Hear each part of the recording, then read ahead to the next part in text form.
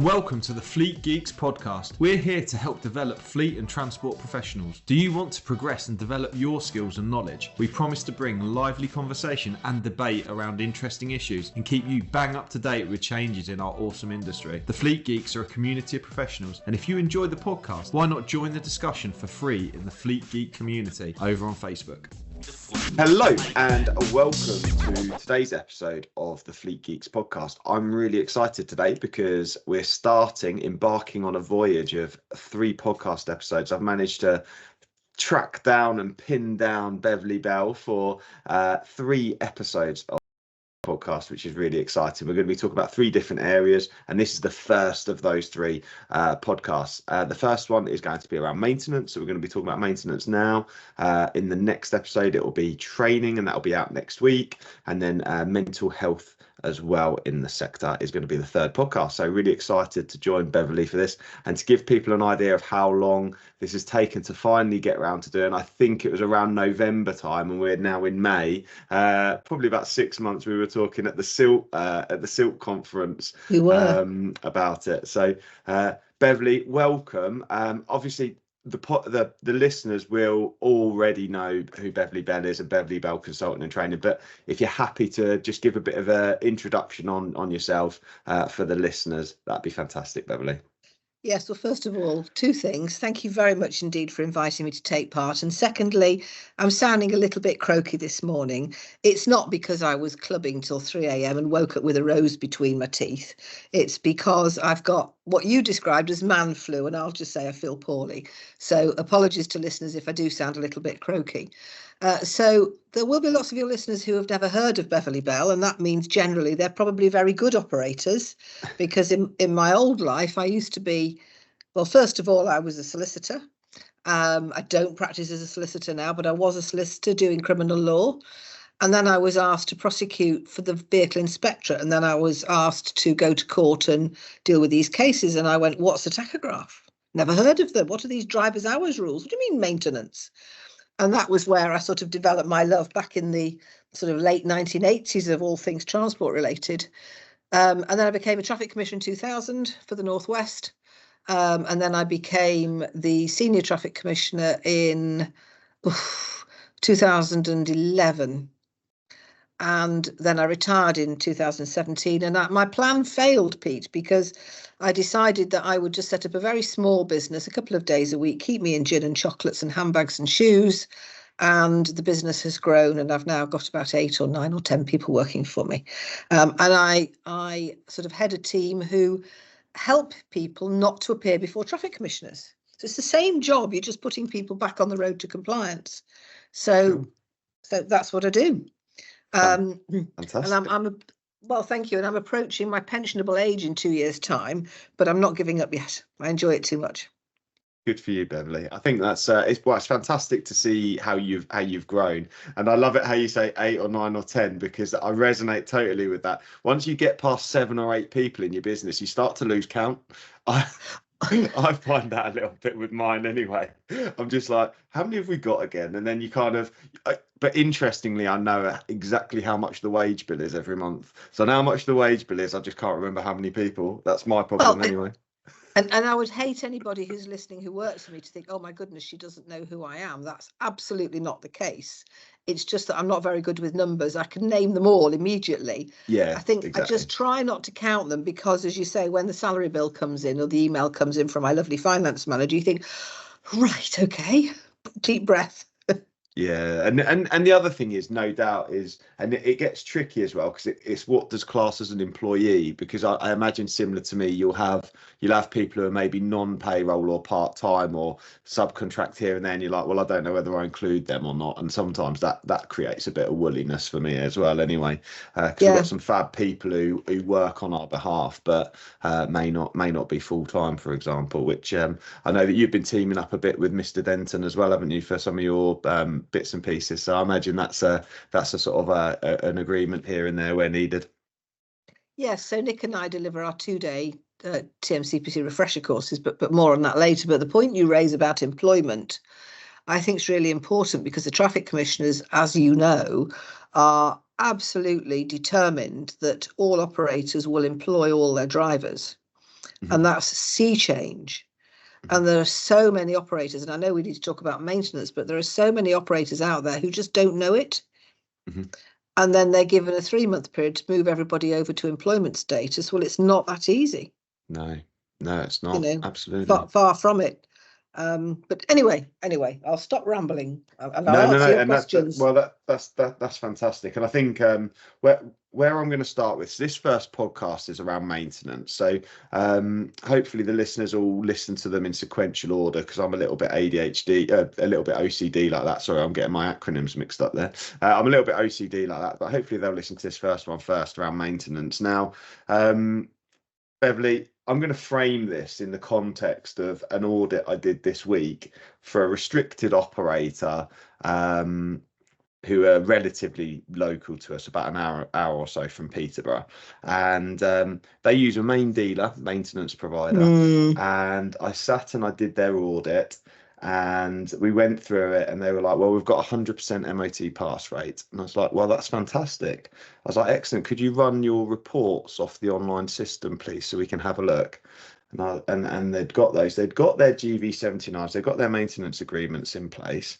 And I said, have you ever looked or audited your maintenance providers? And they've said, well, no, we haven't thought about it, because they're main dealer and they know everything there is to know, and they're fantastic. And then the reports arrived, and actually they've only got a 90% MOT pass rate, because they've had a failure last year, which they never got told about. Oh, well, in the last 3 months, that they never even got told about by the maintenance provider. So therein lies a little bit of an insight initially into some of the challenges around maintenance and those kinds of things that we come across. So yeah, over to you really, Beverley. What's your thoughts when it comes to maintenance in the sector? What sort of the headline sort of issues for you? Oh, I think it's more, I don't think there are headline issues. I think there are what I call the old chestnuts. And, you know, I sort of made your readers realise how old I am in terms of when I started doing this work. And it's still the same issues. Sure. Poor maintenance, where the operator themselves isn't managing their maintenance contractor. I know you deliver training, we deliver training on the refreshers. And one of the things we look at is, how do you manage your maintenance contractor? And they go, oh, don't do that. And we say, yes, but you're paying for a service, which often is really poor. And in the Bell household, big is not necessarily beautiful.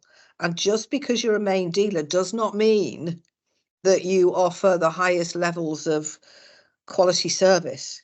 Sure. You might charge the highest levels financially, but it doesn't mean it's the highest levels of service. And there's many small independent maintenance contractors who rely on their reputation, and they are doing a far better job than some of the maintenance contractors who are main dealers. That's my view. But in terms of the MOT pass rate, of course, you know, let's remember that the MOT is the minimum standard. You know, one of my favourite slides that, and I know you'll have a similar slide on our courses, is the MOT standard and the 6 or 8 or 10 or whatever it is weekly standard above that. There are some main dealers who will take 2 or 3 days to prepare for the MOT. Well, that's really worrying. Yeah, sure. Because it should always pass the MOT. And so, yeah, interrogate your main dealer or your independent, and just find out what is it that you're paying for. And then the other thing that I think is causing real issues is roller brake testing. Yes. Yeah, it's a big challenge. It's a massive challenge. And, you know, I look after some operators who are working towards safety inspections where they have laden roller brake tests 4 times a year, once to include the annual test. Well, that's far too late. They should already be doing that. And we know that if the traffic commissioners find out, they say, we request you to give us an undertaking to have laden roller brake tests at every safety inspection. Now, when your local traffic commissioner requests it, you don't generally say no. Yes. And then you say, well, how do we do the laden roller brake testing? I know of a main dealer when my client went to see them about it, and they said, no, dear, that's just for earned recognition operators. Oh. Because they didn't want to do it. They didn't want to do it. It's too much hassle. And then where do you get all the roller brake testers from? Yeah. There's a shortage, extra time, extra cost. So for me, laden roller brake testing is a big area that operators are focusing on and need to continue to focus on, because otherwise they're paying for a test which means nothing. Yeah, absolutely. And I think therein lies the challenge, is that in a past life, I worked for a main dealer, so I understand how these things work, particularly when they do the R&M contract. So they'll prepare an R&M contract, which in fairness is sold to the operator as the one-stop solution for all of their maintenance needs. But based on what often on an old version of the Guide to Maintaining Roadworthiness anyway, right? So that contract, that R&M contract, doesn't get updated as the GTMR gets updated with the new standards. So in fact, operators might need to pay additionally on top of their R&M because it's not even covering everything that it needs to from a basic perspective. But fundamentally, you're absolutely right. I find that many operators, they'll have the roller brake testing at inspection, particularly those that use main dealers, because main dealers naturally will have the roller brake testers. But they're unladen. They're, the tractor units with no trailer. They're not reaching sufficient load. The brakes are locking, and all of the related issues with that. And then they're not meeting the four laden brake tests minimum annually. They're getting their one at MOT. Yes, or the DTP numbers are wrong. Yes, yeah, or missing is the other one. Oh, did I have to put that in? Oh, sorry. Yeah, you're right.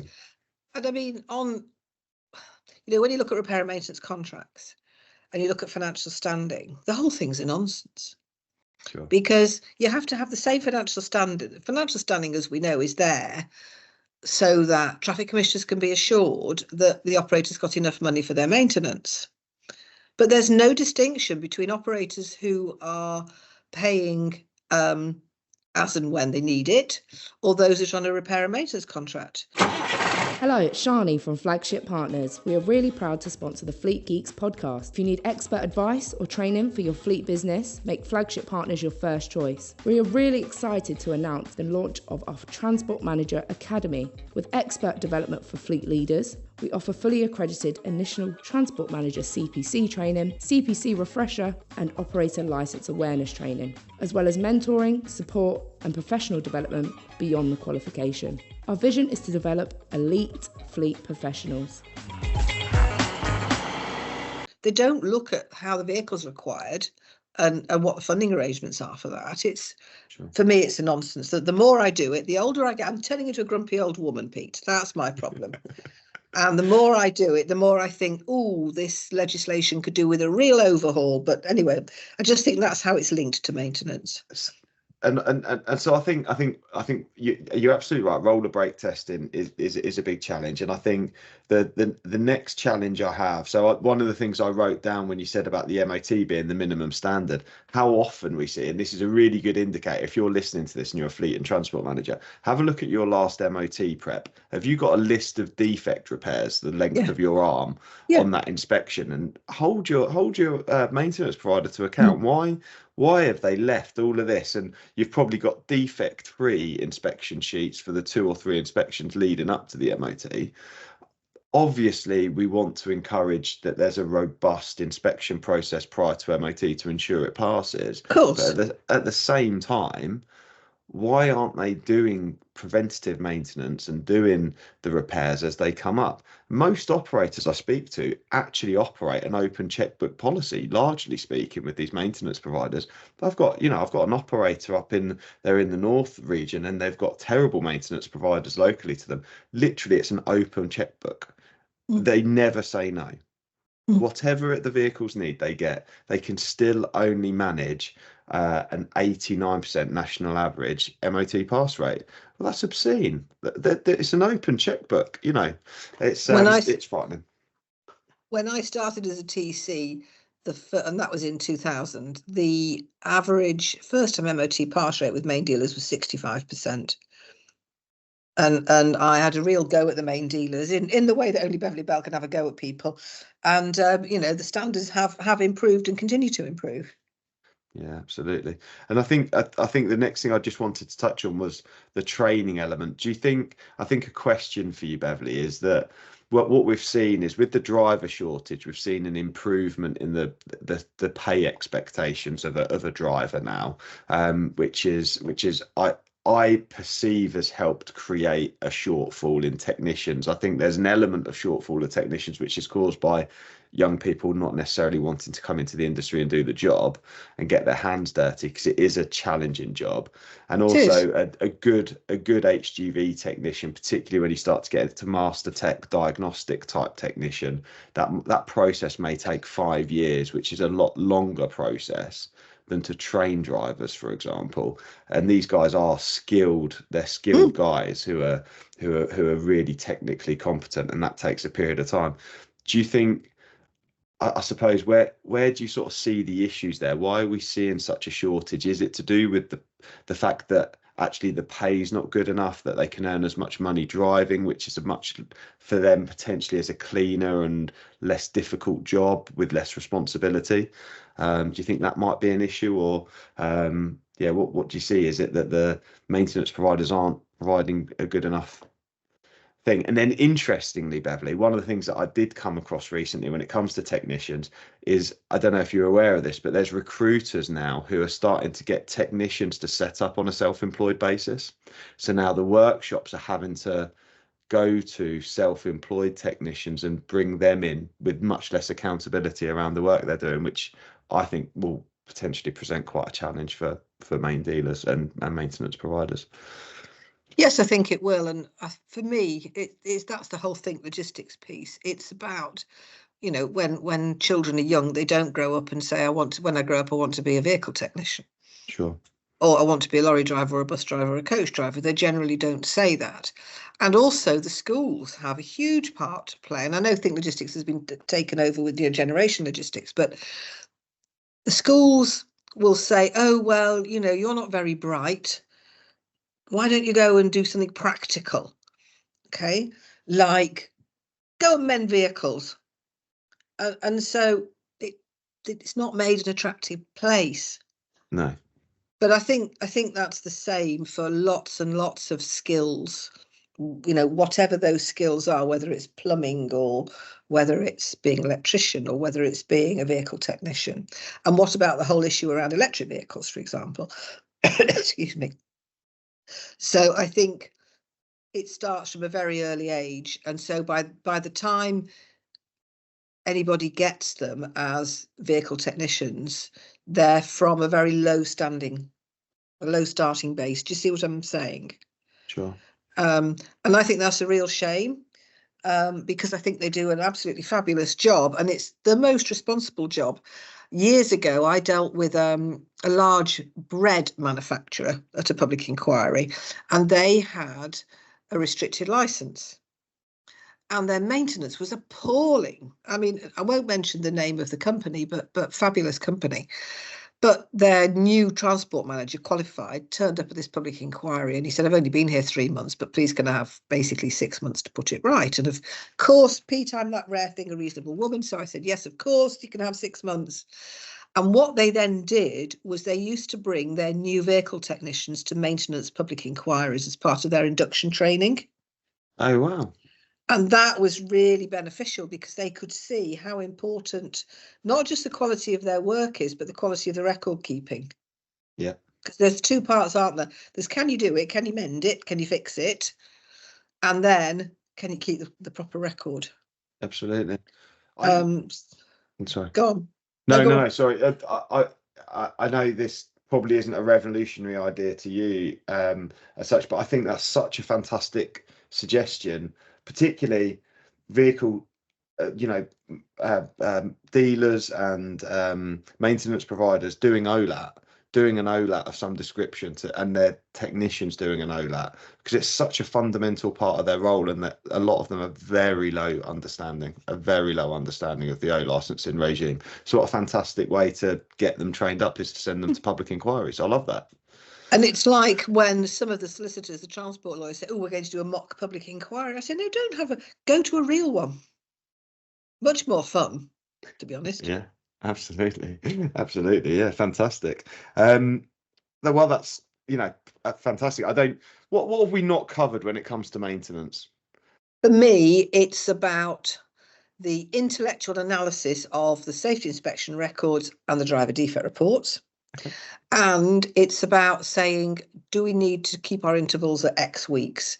So Kevin Rooney, as you know, who is a qualified mechanical engineer and brain like a planet and really practical, nuts and bolts, but highly intelligent, uses this phrase intellectual analysis. And it's about looking at, do you need to keep having 6 weekly safety inspections, or could you move to 8, or could you move to 10, or do you need to move it down? Does it need to be every 4 weeks? And not just saying, we've always done it every 6 weeks. I always say the older we get, the more maintenance we need. And it's the same with vehicles. And in the guide, it sets out all those factors. And we had a client and they came on one of our courses. And he went away and he operated very large numbers of vehicles, and they were able to change all their inspections to 8 weeks. Well, it saved him thousands of pounds. Now, there's always a catch, because you have to make sure, don't you, that extra 2 weeks doesn't mean that in that intervening period, the brakes aren't working properly or whatever. I'm talking in simple terms, but that intellectual analysis. And then the second part is frothy coffee, safety inspection record, driver defect reports, and have a look.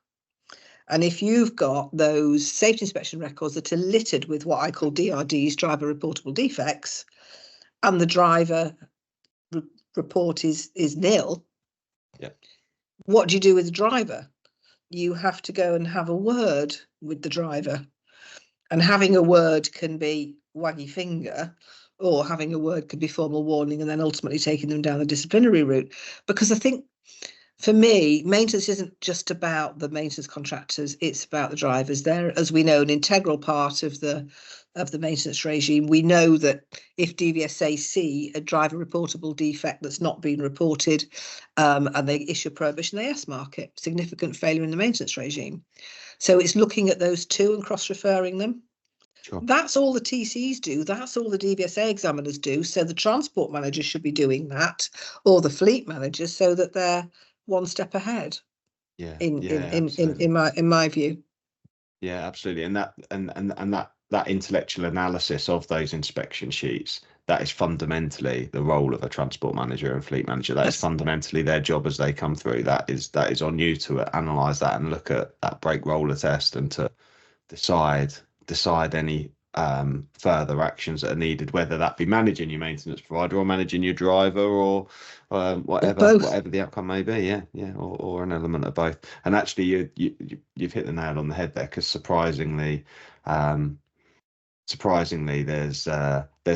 almost an element of, I don't know, laissez-faire attitude by some transport managers to that process. As long as we do an inspection in 6 weeks, then we've met the requirement, I think, is sometimes the attitude to those inspection sheets. We'll put it in the file. Mm-hmm. We've got the safety inspection. And the other big issue is when you don't get the safety inspection record when you get your vehicle back. You need that safety inspection record to tell you, excuse me, to tell you that the vehicle's in a fit and roadworthy condition. And when they say, oh, we usually get it 2 weeks later, it's not good enough, and not just filing it, but actually reading the damn thing and cross-referring it. Yeah. That in fact is an indication of poor management systems at the end of the maintenance provider. The fact that it takes so long for those inspection sheets to come through. Yes. That's definitely an indicator of poor systems. Yes, but the other thing I do want to say before we sort of wind up on this is that we're always talking about the bad side, and sure. I try very hard, and I hope I succeed, to say how great the industry is, because sure. it's one of those invisible industries. And you have this scenario where people just assume things are safe, and in 90% of the cases they are. Vehicle technicians do a fabulous job. People who support them do a fabulous job. The transport managers and the drivers do a fabulous job. We're all only talking about a small percentage of operators who get it wrong, and not because they're deliberately saying, "Oh, let's not do it," because other systems and failures get in the way. That's sort of my view on it. Absolutely, yeah, and to pick up on that for those listening as well. You mentioned earlier, and I wanted to make a comment on that as well, that there are many independent dealers out there who are doing a fantastic job of maintenance. Not just just because you go to a main dealer and pay a premium price, that doesn't give you any preferential standing when it comes to a public inquiry or investigation or a DVSA investigation. It's ultimately, you live and die by the quality of those maintenance records and your systems behind those. And actually, there are some fantastic independents. I know there's one locally to us who, like you say, because they've not got that brand, they've not got that, they've not got that draw that the main dealer has. They have to rely on delivering an excellent service. They have to rely on being absolutely fantastic at what they do. And oftentimes they're even better than the main dealers, to be honest. Exactly, and that was the point I made right at the beginning when you were asking me about it. And I think it's a very important point that needs making, really. Yeah, absolutely. So yes, fantastic. Okay. Beverley, really appreciate you coming on. Thank you for recording this first podcast with me around maintenance, and I'm looking forward to recording the subsequent ones on training and mental health. So if you're listening to this one, tune in next week for those subsequent podcasts. Thank you very much for listening. See you on the next one.